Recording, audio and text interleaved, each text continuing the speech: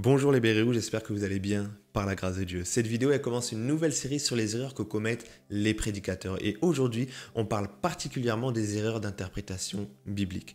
Comment il arrive que certains prédicateurs, par des mauvaises compréhensions des Écritures, en viennent à prêcher quelque chose qui n'est pas totalement vrai, voire qui est tout à fait faux. Cette vidéo, elle s'adresse donc aux prédicateurs bien sûr pour nous encourager à l'exigence, mais elle s'adresse aussi et surtout aux fidèles qui dans une génération ultra connectée sont abreuvés jour après jour de prédications et enseignements en tout genre. En tout cas, je suis super content de faire cette vidéo parce que ça fait super longtemps que j'ai l'impression de ne pas avoir fait une vidéo engagée, alors que ça fait bien sûr partie de la ligne éditoriale de la chaîne. Cette chaîne, je vous rappelle, c'est un espace de débat, d'analyse et de scène critique vis-à-vis des différentes influences et pratiques observées non seulement dans la société, mais aussi dans l'Église. Le but final étant d'enrôler toute une armée de chrétiens de béret. Contribuer à faire émerger une génération de croyants disciplinés et instruits dans la parole, des croyants exigeants quant à la conformité aux Écritures de tout ce qui leur sera présenté par les hommes et les esprits sur leur parcours chrétien.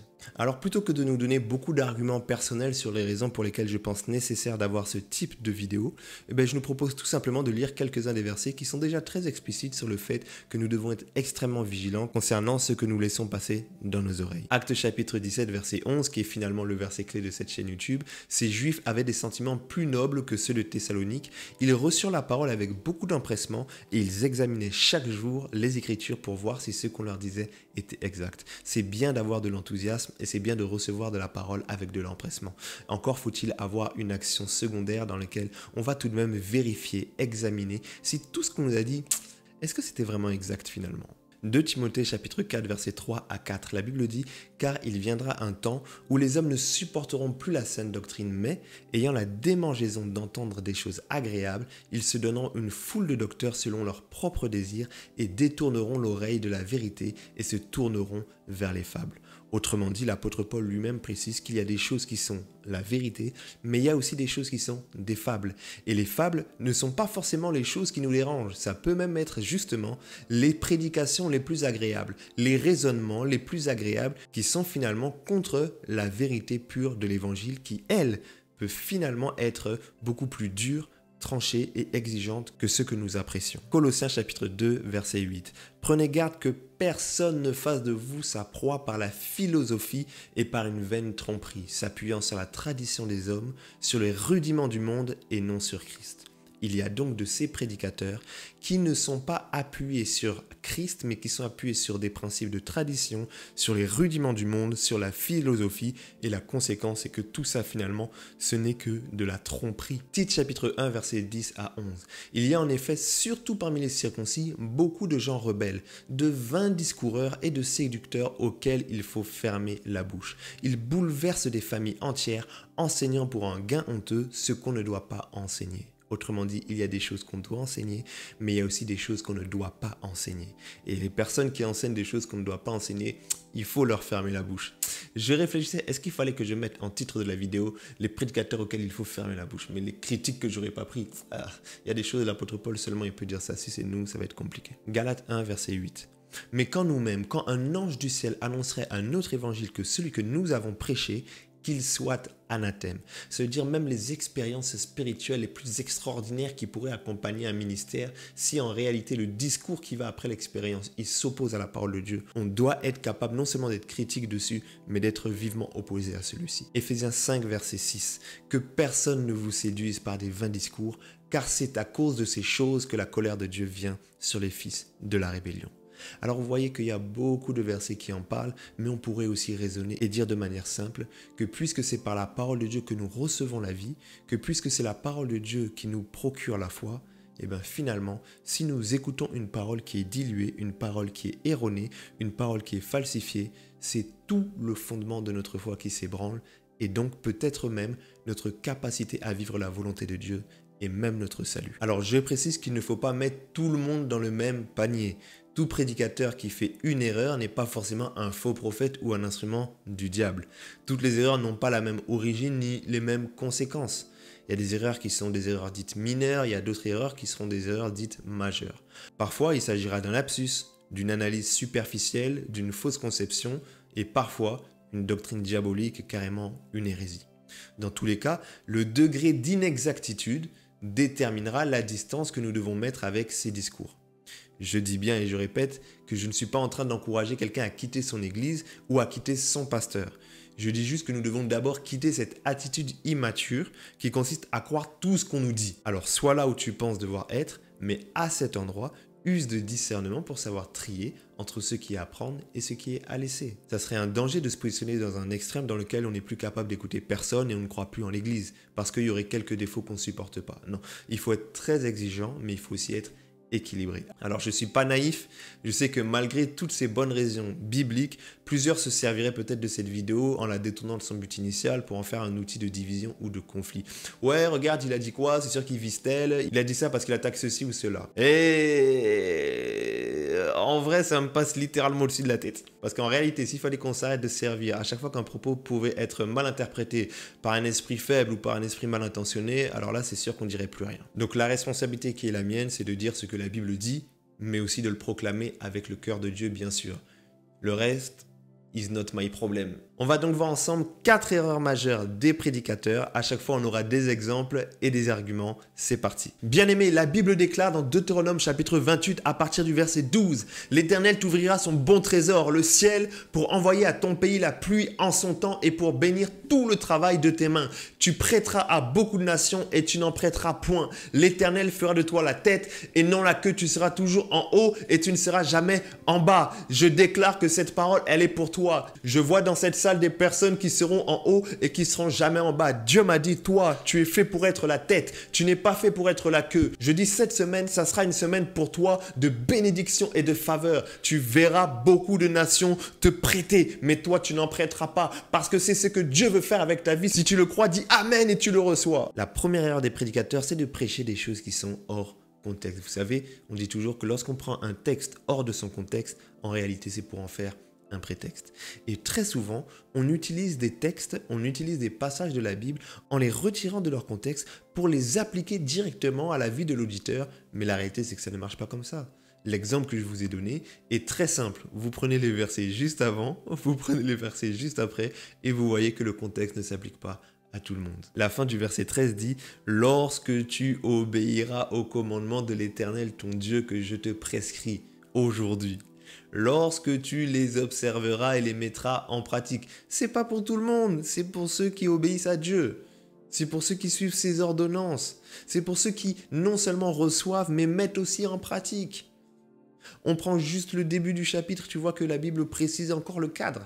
Si tu obéis à la voix de l'Éternel ton Dieu, en observant et en mettant en pratique tous ces commandements que je te prescris, blablabla, bla, bla, bla, bla. Il y a un contexte. On ne peut pas arriver et prendre des bénédictions de la Bible et prendre des choses positives de la Bible et dire ça c'est pour toi. C'est pas pour toi. Applique le contexte. Et ça c'est très important. D'ailleurs, vous allez même voir pour cet exemple particulier que Dieu ne s'adresse pas au peuple d'Israël à n'importe quelle période. Il s'adresse au peuple d'Israël qui a quitté déjà l'Égypte. Est-ce que toi tu as déjà quitté l'Égypte quand tu veux la promesse de celles et de ceux qui sont en Canaan ? Est-ce que tu es déjà entré dans le Canaan de Dieu? Est-ce que tu es déjà entré dans le plan de Dieu pour pouvoir ensuite chercher à être la tête et non la queue, en haut et pas en bas? Dieu ne peut pas dire à quelqu'un « tu seras la tête et non la queue » lorsqu'il est esclave en Égypte. C'est pas en Égypte qu'on est la tête, c'est pas en Égypte qu'on est le premier, c'est quand on a quitté l'Égypte. Alors ça c'est quelque chose qui est très important, il y a un contexte. Et toujours s'attacher à comprendre le contexte. Le contexte, c'est-à-dire les versets dans lesquels s'est trouvé ce passage. Qu'est-ce que la Bible dit avant? Qu'est-ce que la Bible dit après? Comprendre le contexte culturel. À qui est-ce qu'on est en train de s'adresser aussi? Pourquoi pas lire tout le livre qui nous permettra de comprendre quel est l'objectif de l'auteur derrière l'expression des quelques mots que nous avons lus. Bien aimés, nous allons passer au temps de prière. Et là, j'aimerais que nous puissions écouter le sujet avec beaucoup d'attention. La Bible dit dans Psaume chapitre 59 à partir du verset 14, « Détruis-les, dans ta fureur, détruis-les et qu'ils ne soient plus. » Vous voyez, ici, David est en train de prier pour la destruction des personnes qui ont attaqué sa vie. Et c'est ce que nous allons faire. Il dira plus loin dans le Psaume chapitre 55 à partir du verset 16, que la mort les surprenne. Ce que nous allons demander, c'est la mort de tous nos ennemis. Le verset suivant dit qu'ils descendent vivants au séjour des morts, car la méchanceté est dans leur demeure, au milieu d'eux. Et moi, je crie à Dieu et l'Éternel me sauvera. Bien-aimé, j'aimerais te dire, toi, tu es un enfant de Dieu et l'Éternel te sauvera. Par contre, pour tous ceux qui ont attaqué nos vies et nos destinées, nous allons prier que la mort les surprenne, qu'ils tombent dans la fosse que eux-mêmes ils ont creusée. Tu vas commencer à lever ta voix et décréter la mort dans le camp de tes adversaires. Je dis, ils ne vivront pas et c'est pourquoi nous sommes en train de prier. Vas-y, bats des mains, bats des mains, bats des mains et déclare la mort. Oula. Vous êtes sûr que David, il avait raison de prier comme ça? La deuxième grande erreur des prédicateurs, c'est quoi? C'est prendre des personnages imparfaits et les prendre en modèle dans notre processus vers la perfection. Et la Bible, c'est un livre qui nous montre les individus à la fois dans leurs forces, mais aussi dans leurs faiblesses. Alors, on ne peut pas prendre tous les personnages de la Bible et chercher à réappliquer toute leur vie comme si tout ce qu'ils avaient fait était bon pour nous qui sommes des chrétiens. D'ailleurs, cela est d'autant plus vrai lorsque nous prenons des exemples de personnages de l'Ancienne Alliance. C'est pas moi qui parle, c'est Jésus. Dans Matthieu chapitre 11, verset 11, il dit « Je vous le dis en vérité, parmi ceux qui sont nés de femmes, il n'en est point paru de plus grand que Jean-Baptiste. Cependant, le plus petit dans le royaume des cieux est plus grand que lui. » Ça veut dire que même les personnes que nous prenons comme exemple, ce sont des personnes qui, effectivement, en termes de qualité de vie spirituelle, sont même moindres que ceux que nous pouvons vivre en Christ. Ce sont des personnes qui n'étaient pas remplies du Saint-Esprit. Certains n'avaient que l'onction pour occuper un rôle et avoir un mandat dans la société. Mais la réalité, c'est que nous avons la plénitude du Saint-Esprit en nous. Nous ne sommes pas dans la même alliance, nous n'avons pas les mêmes objectifs, nous n'avons pas les mêmes standards que tous les personnages de l'Ancien Testament. Et ça, c'est quelque chose de très important. Mais si c'est pour imiter tout ce que David a fait, ok, alors allons prendre la femme d'autrui et péchons avec elle. Eh oui, David n'était pas parfait. Et ça, ce n'est qu'un exemple parmi tant d'autres. Bien aimé, aujourd'hui, j'aimerais nous parler de quelque chose de très important. C'est le principe de la double confirmation.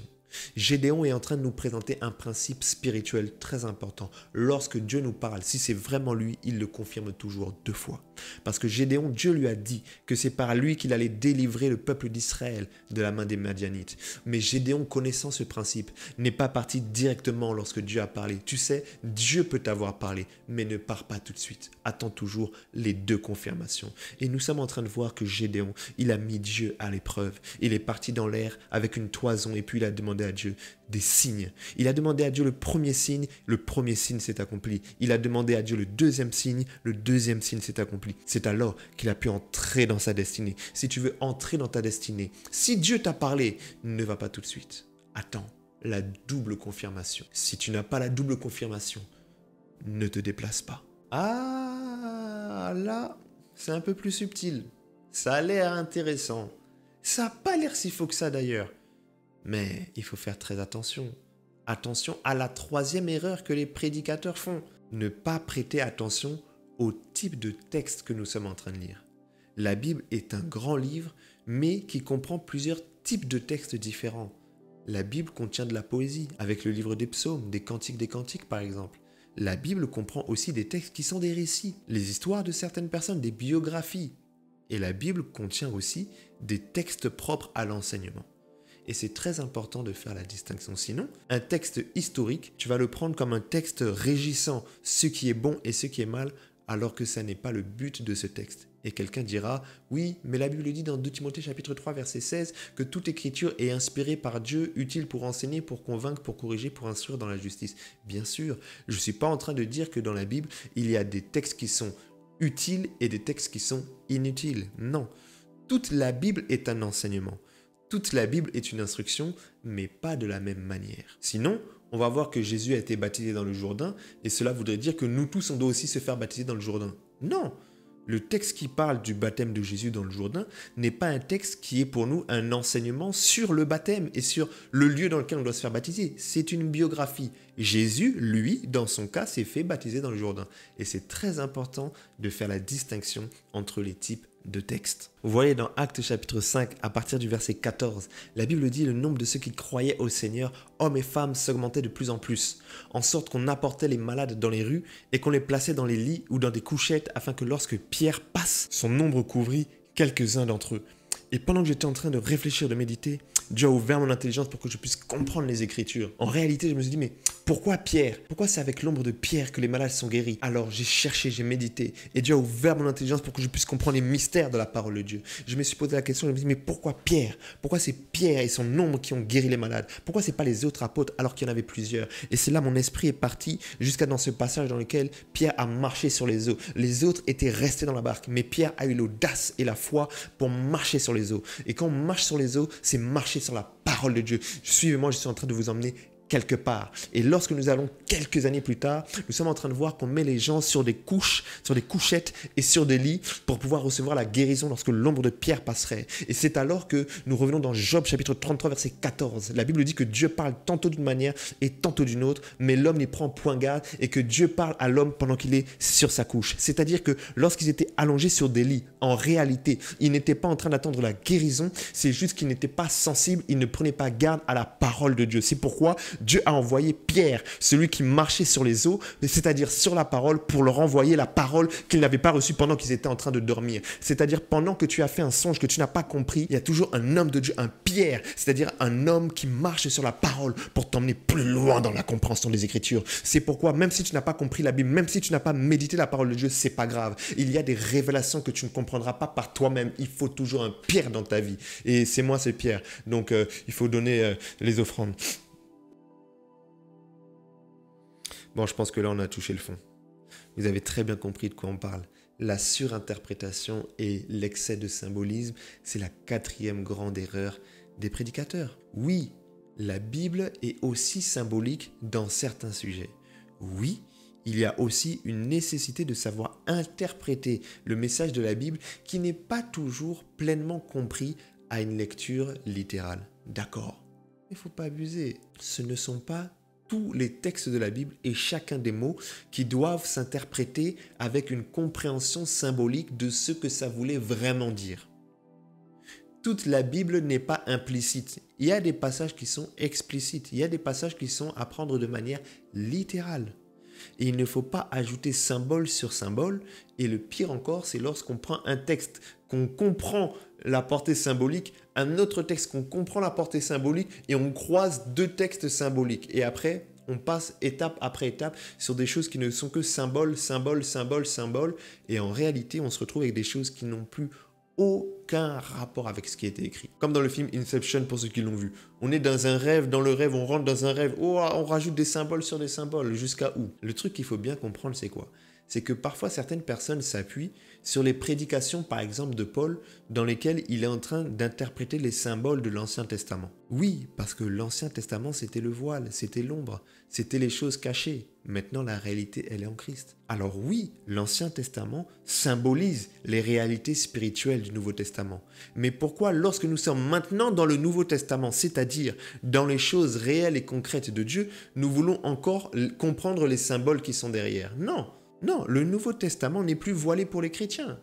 Le Nouveau Testament n'est pas un symbole. Le Nouveau Testament ne symbolise pas quelque chose. Il est déjà la réalité de ce que Dieu veut faire de manière explicite. Même Jésus n'a pas fait que parler en parabole.